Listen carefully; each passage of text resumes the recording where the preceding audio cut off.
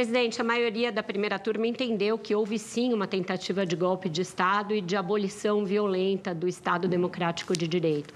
São dois crimes que estão consignados numa lei relativamente nova, que foi aprovada em 2021 para substituir a Lei de Segurança Nacional.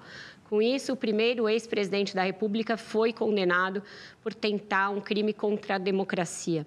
Queria saber como o senhor vê essa decisão e o peso que ela tem do ponto de vista histórico, e jurídico, e como o senhor vê esse clamor por anistia.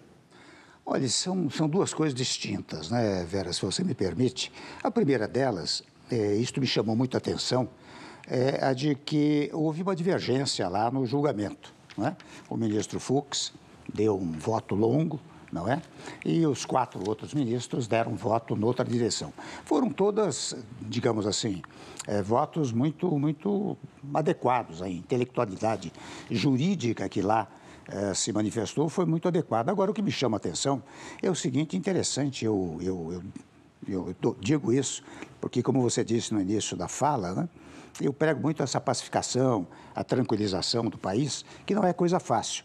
E veja como a radicalização que se instalou no país, essa chamada polarização, gera os maiores conflitos. Você sabe que a coisa mais comum nos tribunais superiores, numa turma de 5, muitas vezes você tem 3-2, tem 4-1, não é?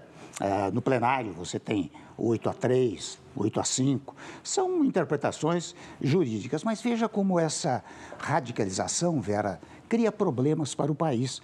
Você sabe que nas redes sociais, tanto apanharam, se me permite a expressão livre, o voto do ministro Fux, como apanharam os votos dos 4 ministros, fruto dessa radicalização que se instalou no país. Por isso que eu queria ouvir o senhor, que é constitucionalista também, sobre esse veredito, que é inédito. Pois é, inédito no país. Acho que eu não conheço a prova dos autos, mas certo e seguramente a prova dos autos deve ter conduzido a maioria a votar como votou, pela condenação do ex-presidente e outros assessores seus, né? Agora, você tocou no ponto da anistia. É interessante, eu vejo que já se pré-anuncia que, se houver anistia, será levado ao Supremo Tribunal Federal ao fundamento de que seria inconstitucional. Eu, pessoalmente, com toda franqueza, eu acho que o ideal dos ideais seria o Supremo Tribunal Federal resolver esse assunto. Eu disse até numa entrevista que dei há tempos atrás, eu disse, olha, o Supremo poderia, se provocado pelos apenados, pelos advogados dos apenados, poderia, por exemplo, transformar certas, que faça um pequeno corte, punição era necessário ao povo de 8 de janeiro. O que se discute é a dosagem da pena, não é? Então, o que eu penso é que, se o Supremo viesse a ser provocado, não é improvável que ele redosasse, fizesse uma nova dosimetria, para usar a expressão jurídica, né? Uma nova dosimetria das penas. Ora porque o sujeito já cumpriu 2 anos, ora porque transforma em trabalhos comunitários, ora porque reduz a penalidade.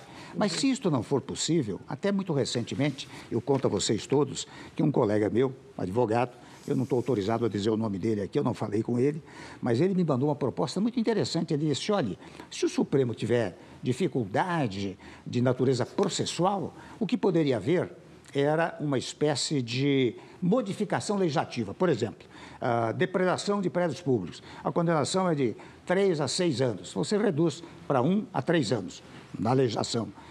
Golpe de Estado é 4 a 8 anos. Você reduz de 1 a 4 anos. Então, o que acontece?